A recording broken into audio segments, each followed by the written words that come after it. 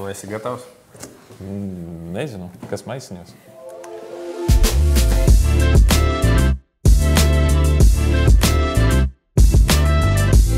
Šodien ar mani ir Vadims, Siltumsūknis LV, pārdošanas nodaļas vadītājs. Čau, Vadim. Čau, Kristap. Nu, kā tev ir? Labi, pamazām. Darbīgi, nedarbīgi? Nu, diezgan jā. Kā jūties? Pēc jaunā gada tā ir. Vislabi, paldies. Zini kā, ķersimies pie lietas un parunāsim par siltumsūkņu ilgmūžību. Tu vari aptuveni ieskicēt, kas rada to siltumsūkņu ilgmūžību?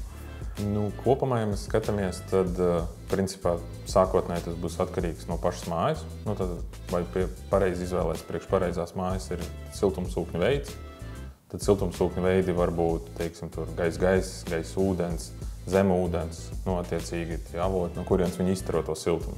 Tātad, gaiss būtu tas, kas mums, droši vien, ka es tev runāšu par to, bet tas, kas dod siltumu ārā no gaisa, tā kā ņem no gaisa, atdod no gaisa, ūdens ņem no gaisa, atdod uz ūdeni, teiksim, uz radiatoru sistēmām vai uz siltajām grīdām. Un zema ūdens vai ūdens, tur ir nianses, protams, bet, teiksim, viens tas pats principā būtu. Tad viņš ņem no zemes vai no ūdens siltumu, tad ierakti ir, vai ir ierakta kontūra, vai ir, piemēram, šajā gadījumā, ja ir ūdens, tad ir dziļurbums.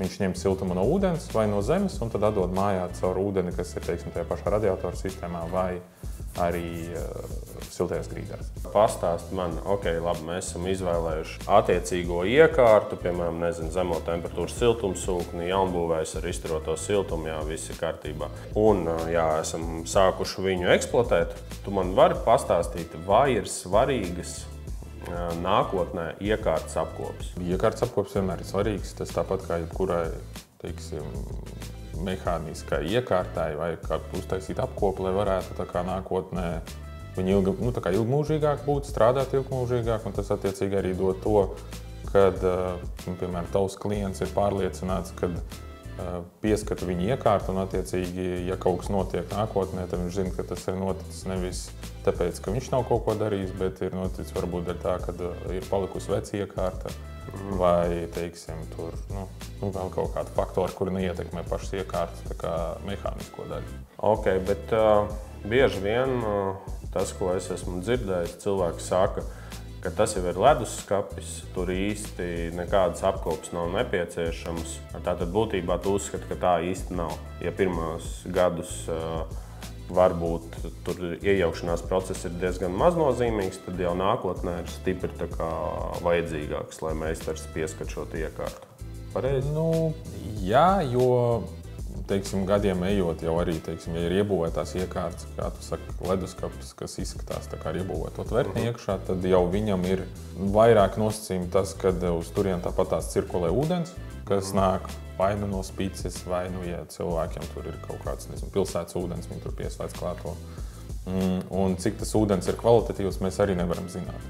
Attiecīgi, jebkurā gadījumā būtu labi tā kā paskatīties, vai tur viss ir tīrs, vai tur, teiksim, nav kaut kādas savākušās gruži un tā tālāk. Tas viss ir jāizdara kaut kādā noteiktā laika periodā. Protams, lai iekārta strādātu, ir ieteicams arī pirms tām visām lietām uzlikt jau filtrā, tā kā filtru sistēmu, kas tā kā, un arī jāmaina tā filtru sistēma. Tas, ka viņi tur stāv un mēs esam braukuši uz objektiem, kur, man stāv filtri, bet tā ūdens sāk tur smaku tā kā izdot. Vai duļķoties, jā, vai smakus. Un tad tu paskaties, tas filtrs vispār nav mainīts kaut kādu super ilgu laiku, un tas filtrs jau ir tik netīrs, ka vairs jau neko nevar izdarīt. Attiecīgi ir jānomaina tam filtram viss, pēc tam jāpaskatās iekšā pašā siltumsūknī un tā tālāk. Bet vēl viena lieta, par kuru tā kā vajadzētu piebilst, kad taisa apkopa ne tikai iekšējiem blokam, bet taisa apkopa arī ārējiem blokam. Jo ārējiem blokam, kā jūs jau arī darat un jūs zinat, ārējiem blokam stāvot ārā, tomēr ir ārējie faktori, tur putekšņi, tur kaut kādi gruži, kas sanesti no vēja un sniega un tā tālāk. Un, ja viņi uzkrājas uz tā ārējā siltumaiņa, tad tas koeficients, par kuru visi domā, kas ir CLP saucamais, cik patērējam elektrību, cik dodam. Jā, tad attiecīgi tas koeficients viņš sāk kristies uz leju, jo tas siltummainis, jeb tas, kas ražo to siltumu, tiek piegrūst pilns ar gružiem un attiecīgi nenodrošina to savu efektivitāti. Es esmu šīs mājas eksploatētājs. Vai man ir jāpievērš iekārtai uzmanība, vai es vienkārši baudu dzīvi, neko neskatos un tā tālāk? Eju uz priekšu, dzīvoju Maldīvās un nekas neinteresē. Kāds ir tavs ieteikums? Maldīvās var vienmēr padzīvot, ja gribas. Jā, es ļoti ceru, ka es kādreiz padzīvošu. Bet kopumā vispār kopēji ieteikumi ir tādi. Pirmajā gadā droši vien, kamēr tā māja, kamēr jūs iedzīvojaties un tā tālāk, vajadzētu pieregulēt, paskatīties, kur jums ir siltāk, kur ir augstāk, un tas nenotiek caur siltumsūkni, bet tas notiek jau caur, vai jums ir grīdu sistēma, tad viņi jums ir sadalīti, jums stāv virsū uz šīs grīdu sistēmas regulātori, kur var pieregulēt, kur vairāk, kur mazāk, plūsmas dod, un tādā veidā nostabilizēt. Tāpēc pirmais gads vienmēr ir tāds, jūs gribat dabūt to komforta līmeni sev. Nākamajos gados, kad jūs jau esat dzīvojat tur iekšā un tā tālāk, jūs jau esat diezgan komfortabli nākamajā ziemā. Pirmā ziema ir tāds nedaudz eksperiments, protams, ne visiem, bet 80% ir ieteicams. Kopumā, ja mēs par šito tēmu visu runājam, tad vajag tomēr paskatīties kādreiz, kas tur notiek, jo varbūt tur nenotika dezinfekcija vai vēl kaut kas ir bijis, tad ir ieteicams pieslēgt viņu pie aplikācijas, skatīties pie aplikācijas, kas notiek. Ja ir kaut kādi signāli vai brīdinājumi, tad vienkārši uzzvanīt, piemēram, kā jums, ja jūs viņu esam uzstādījuši, un labāk jau viņiem uzprasīt, ko šajā gadījumā darīt, vai izsaukt jau pie sevis uz apkopi, pie reizes uztaisīt un visu šīs lietas tā kā beigt.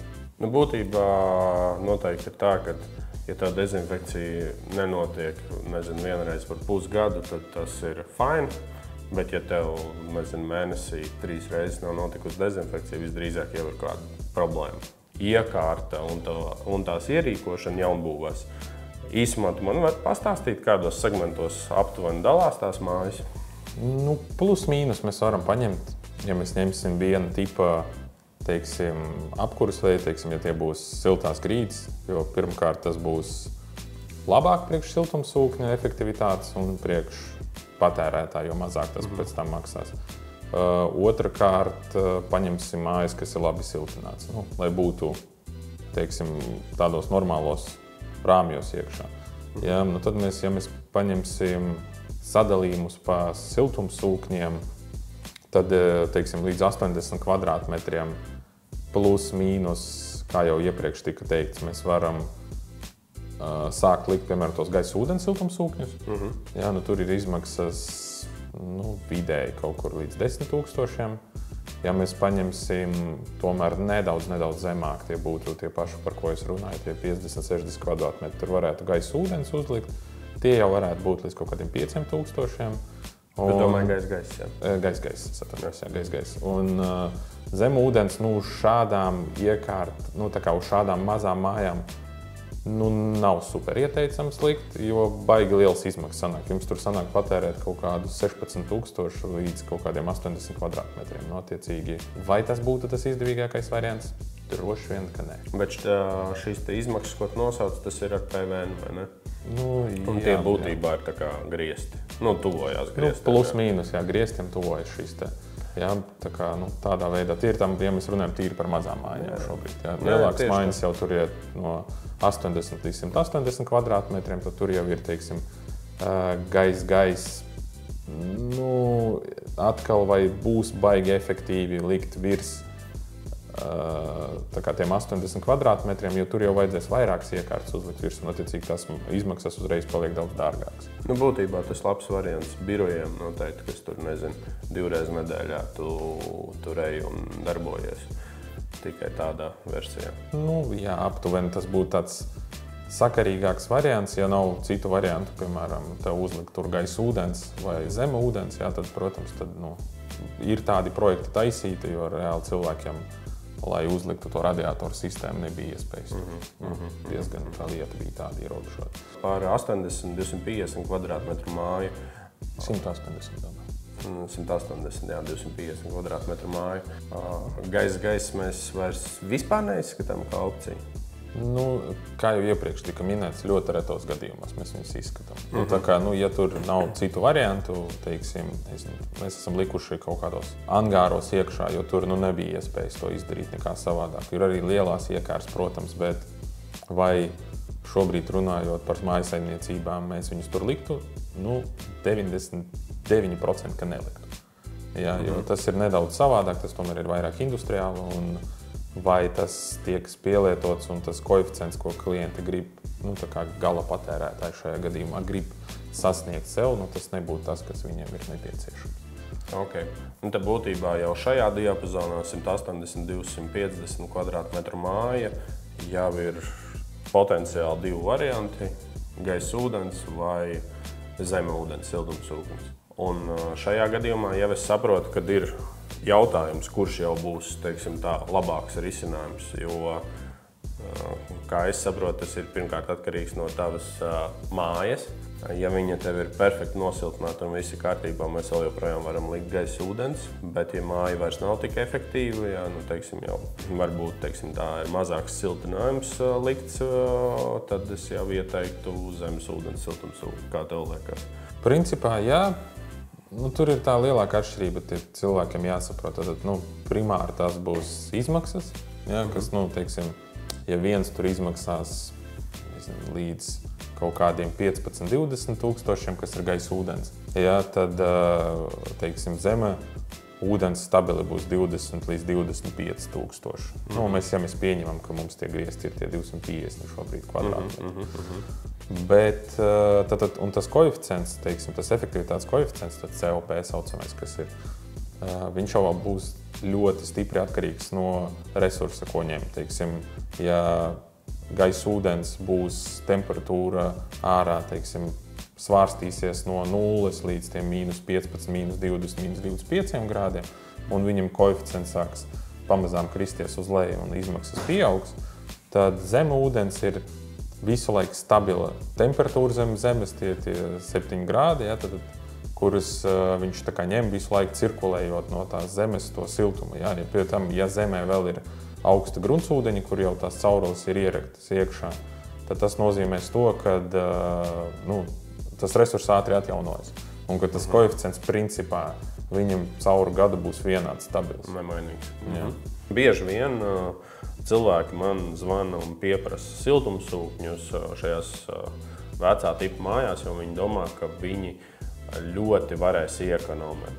Vai tiešām tas tā vienmēr ir, kad siltumsūknis ir ekonomiskāks, kā tev šķiet? Jo, tā kā mans uzskats ir vairāk, teiksim tā, tev pārtraucot, tas, ko es gribētu pateikt, jums ir jāsaprot īsti iemesli, kāpēc jums ir nepieciešams, jo, ja jūs mainīsiet vienkārši apkurināmā veida, pie siltajām grīdām, jā, būs jums ekonomiskāk, bet ja jums ir radiātora izturams, diez vai. Bet, teiksim, tāpēc izvērtēt savus iemeslus, jo citreiz ir tā, ka, teiksim, man klienti ir pateikuši, ja tas maksā to pašu vai nedaudz dārgāk, nav problēma, viss fine. Galvenais, lai man nebūtu jātīra, piemēram, malkas katls vai granulu katls, vai teiksim, šajā ģeopolitiskajā situācijā negribās vairs pie gāzes, teiksim, turēties. Līdz ar to saprotiet arī savus iemeslus, kādēļ jūs gribat mainīt, jo mainot vienkārši tāpēc mainīšanas pēc, tas nenozīmē, ka tagad jūs kaut ko tur super iekonomēsiet savā budžetā. Vairāk izsveriet visus faktorus. Negribu vairs tīrīt malkas katlu, negribu tīrīt granulu katlu, negribu, gāzi vairāk. Izsveriet šos te visus variantus, un tad jūs arī nonāksiet pie, teiksim tā, labākās versijas, kas jums ir nepieciešama. Un par valsts atbalstiem. Arī tas, ko es jums iesaku, kā klientam iepriekš izpētīt, nevis tikai zvanīt un prasīt, vai viņš būs, bet iepriekš arī pašiem izpētīt, kādā rajonā jūs atrodaties un vai jūs vispār varat kvalificēties šim valsts atbalstam. Ja jums ir konkrētajā vietā, teiksim tā, tas pieder uzņēmumam, šīs mājoklis visdrīzāk valsts atbalsts nebūs pieejams. Jūs esat privātpersona, jā, un izskatiet, vai jums gadījumā nav lauku teritorija, kurā, diemžēl, šis atbalsts nav. Un otra lieta - izskatiet to, vai siltumsūkni vispār jūs varat uzstādīt šai mājai tieši no tā, kad varbūt jums ārējais bloks ir jāliek mājas fasādes priekšā, līdz ar to jums ir jāsaskaņo ar būvvaldi un arhitektiem. Teiksim tā, lai nebūtu tā, ka jūs jau pasteidzaties, jau visu uzstādat un beigās jūs nemaz nevarat šo te iekārtu eksploatēt. Kaut kā tā. Nedaudz sabiedrēja cilvēki, bet dzīvē īstenībā nav tik traki. Kopumā vienkārši jāpaskatās, tā kā jāiziet ar tiem punktiem, vai šī māja ir nepieciešams, tātad vai viņai var uzlikt, un ja mēs runājam kopēji, vai valsts atbalsts būs pieejams, un vai jūs to tiešām vēlaties tikai tāpēc, ka tas ir forši, interesanti un tā tālāk, un kaut kas jauns, bet neizvērtējot kaut kāds noteikts punkts. Tas arī kopumā, es domāju, viss. Nu labi, paldies, draugi, par šo epizodi. Cerams, ka jums noderēs nākotnē. Un neaizmirstat, kad Siltumsūknis LV un Klimata draugi jums vienmēr var uzstādīt atbilstošāko siltumsūkni par patīkamākajām cenām. Čau!